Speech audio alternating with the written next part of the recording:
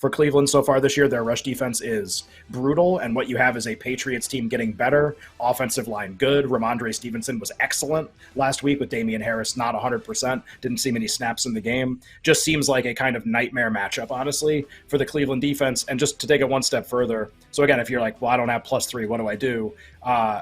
I would bet Patriots on the money line, honestly. Like, I actually think they're just going to win the game, or at least I think they're more likely to win than the market does. If they do win the game, here are a couple interesting ways to think about this. I talked to Sam about this at the start of the show. I talked about this on Monday and Tuesday.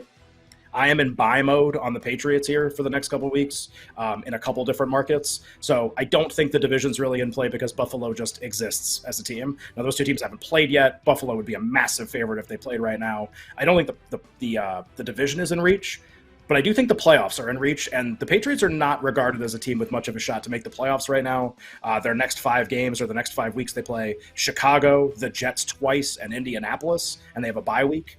What is likely to be true in 5 or 6 weeks? How are we likely to think about this team if they just kind of do what they're supposed to do against that schedule? The Colts game is at home, too, for what it's worth. So I do think, and Belichick, October teams, I talked about this on the show already, this is usually when his team starts peaking. They've covered 2 in a row. They blitzed Detroit last week. I would expect them to win here more often than not. And then I think them to make the playoffs. You can still find like 330, I think is the best price on them, plus 330 to just make the playoffs, even as a wild card team. I think it's pretty crazy.